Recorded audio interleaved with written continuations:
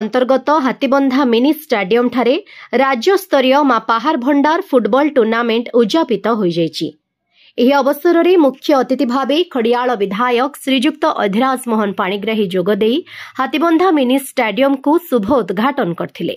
ଏଥିରେ ସମ୍ମାନିତ ଅତିଥି ଭାବେ 14 ନମ୍ବର ଜୋନ୍ ଜିଲ୍ଲା ପରିଷଦ ସଦସ୍ୟା ଶ୍ରୀମତୀ ଆଶା ଜୈନ, ହାତୀବନ୍ଧା ସରପଞ୍ଚ ଶ୍ରୀମତୀ ଜୟନ୍ତୀ ବେହେରା, ଶ୍ରୀଯୁକ୍ତ ଚିତ୍ରଭାନୁ ସିଂ ମାଝୀ, ସିନାପାଲି ନୋଡାଲ ଉଚ୍ଚ ବିଦ୍ୟାଳୟ ପ୍ରଧାନ ଶିକ୍ଷକ ଶ୍ରୀଯୁକ୍ତ ଲଳିତ କୁମାର ସୁନାରୀ, ସିନାପାଲି ସମିତି ସଂଘ ସଭାପତି ଶ୍ରୀଯୁକ୍ତ ମନୀଷ କୁମାର ପଟେଲ, ପୂର୍ବତନ ପିଇଟି ଶିକ୍ଷକ ଶ୍ରୀଯୁକ୍ତ ଭରତଚନ୍ଦ୍ର କାଣ୍ଡ, ହାତୀବନ୍ଧା ହାଇସ୍କୁଲ ହିନ୍ଦୀ ଶିକ୍ଷକ ଶ୍ରୀଯୁକ୍ତ କମଳ ପ୍ରସାଦ ମିଶ୍ର, ସୁରେଶ୍ୱର ମେହେର, ହରିହର ମେହେର, ଶିକ୍ଷକ ରମେଶ ମେହେର ମଞ୍ଚାସୀନ ଥିଲେ।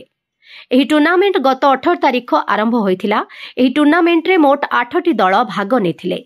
ଏହି ଉଦ୍ଯାପନୀ match Sureshwari football academy Sonepur ଓ ରାୟପୁର ଦଳ ମଧ୍ୟରେ ହୋଇଥିଲା। ଉକ୍ତ ମ୍ୟାଚ୍ରେ ଦୁଇ ଦଳ ପକ୍ଷରୁ 1/1 ଗୋଲ୍ ଦେଇ ବରାବର ହୋଇଥିଲେ। ପରେ ପେନାଲ୍ଟି ସୁଟ୍ରେ ରାୟପୁର ଦଳ 6/5 ଗୋଲ୍ରେ ବିଜୟୀ ହୋଇଥିଲା।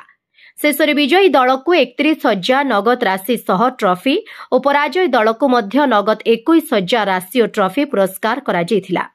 ଏଥିରେ କମିଟିର ସଭାପତି ତଥା ହାତୀବନ୍ଧା ସମିତି ସଭ୍ୟ ଶ୍ରୀଯୁକ୍ତ ସଞ୍ଜୟ ସିଂ ମାଝୀ, ଉପସଭାପତି ଶ୍ରୀଯୁକ୍ତ ସଞ୍ଜୀବ ମିଶ୍ର, ସମ୍ପାଦକ ଶ୍ରୀଯୁକ୍ତ ବିପିନ ମେହେର, ଯୁଗ୍ମ ସମ୍ପାଦକ ଶ୍ରୀଯୁକ୍ତ ପ୍ରଶାନ୍ତ ମିଶ୍ର, କୋଷାଧ୍ୟକ୍ଷ ଶ୍ରୀଯୁକ୍ତ ଚିନ୍ତାମଣି ହଂସ ମଞ୍ଚ ପରିଚାଳନା କରିଥିଲେ। ପଦ୍ମଲୋଚନ ମେହେର, ସ୍କୋରର ପରମେଶ୍ୱର ମେହେର, ଖେଳ ପରିଚାଳକ ବିବତ୍ସ ମାଝୀ, ନବୀନ ବିହାରୀ ସରାଫ, ବୈଷ୍ଣବ ତାଣ୍ଡି ଓ ନିତେଶ ମାଝୀ କାର୍ଯ୍ୟ ତୁଲାଇଥିଲେ ଓ ଭାଷ୍ୟକାର ଭାବରେ ପ୍ରକାଶ ଚନ୍ଦ୍ର ପାତ୍ର, ଭୀମରାଜ ତାଣ୍ଡି ଓ ବିଜୟ କୁମାର ସେଠୀ କାର୍ଯ୍ୟ ତୁଲାଇଥିଲେ। କମିଟିର ରାଜୁ ମେହେର, ରଞ୍ଜନ ମିଶ୍ର, ପ୍ରଶାନ୍ତ ମିଶ୍ର, ଦେବାଶିଷ ମିଶ୍ର, ଡିଙ୍କଲ ମେହେର, ଫିଜିଓ ମାଧବ ମେହେର, ପ୍ରେମଲାଲ ଧୀବର, ଉପେନ୍ଦ୍ର ବାଗ, ଲୋକନାଥ ବେମାଲ, ଗୁଣନିଧି ବେହେରା, ବସନ୍ତ ବାରିକ, କେଶବ ମାଝୀ, ରଘୁ ବାଗଙ୍କ ସମେତ ଅନେକ ଲୋକ ସହଯୋଗ କରିଥିଲେ।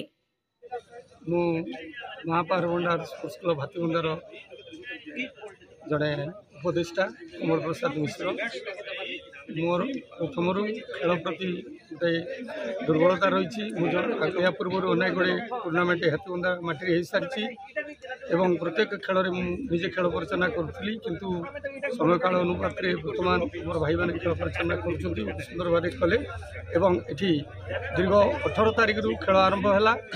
खेल आरंभ हवा संगे संगे आमर जमी हाथीबंधा पाहार भंडार मिनी स्टाडियम उद्घाटन हवा कथा 18 तारिख दिन 18 रु 24 तारिख पर्यंत आमर खेल रखा जाइतिला। आज फाइनाल दिन थिला, किंतु अनिवार्य कारणवशत कार्य व्यस्तता जोगु आमर एमएलए महोदय श्रीयुक्त अधिराज मोहन पाणिग्राही उपस्थित हो पारे नहीं 18 तारिख में।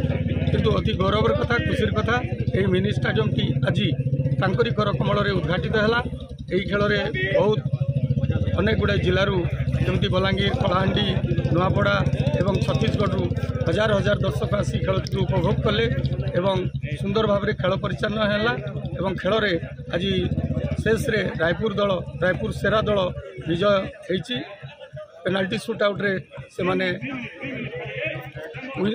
विन कले एवं खेलटी बहुत सुंदर भाव में ये उपस्थित समस्त दर्शक, समस्त कार्यकर्ता, समस्त मो अनुष्ठान तरफ धन्यवाद ज्ञापन कर। आज हाथीबंधा माटी गोटे ऐतिहासिक दिवस, बहुत प्रतीक्षित, बहुत समय युवक बंधु मान गोटे डिमांड थिला जे एठी गोटे सुंदर स्टेडियम निर्माण होवार आज धन्यवाद देवी समस्त युवक भाई मान के समस्त उद्यम रे आज माँ पहाड़ भंडार फुटबॉल एसोसिएशन तरफ आज स्टेडियम शुभारंभ होइछे। आज टूर्नामेंट उद्यापनी दिवस था। उद्यापनी दिवस रे आपण मैंने जानी सोनपुर और रायपुर मध्य गोटे कड़ा टक्कर होता। ये अंचल रे खेल को और खेलाड़ी को बंचे कर रखवार विशेषकर हाथीबंधारे जो प्रकार प्रयास करा जाए निश्चित रूप से स्वागत योग्य। आगामी दिन में आम अंचल प्रतिभाशाली खिलाड़ी मान को जो सुजोग दिया अंचल रे निजर प्रतिभा के प्रतिपादन करवाई मुझे निश्चित रूप से स्वागत करी। ये स्टेडियम उत्तरा उन्नति आगामी दिन में केमती आउ व्यापक हेबो एवं अत्याधुनिक सुविधा ये स्टेडियम को आगामी दिन में केमती सामिल करा जिवो से निश्चित रूप से ध्यान दिया। नुआपड़ा जिल्लारू जगन्नाथ सागर रिपोर्ट, ओडिशा हाइलाइट समाचार।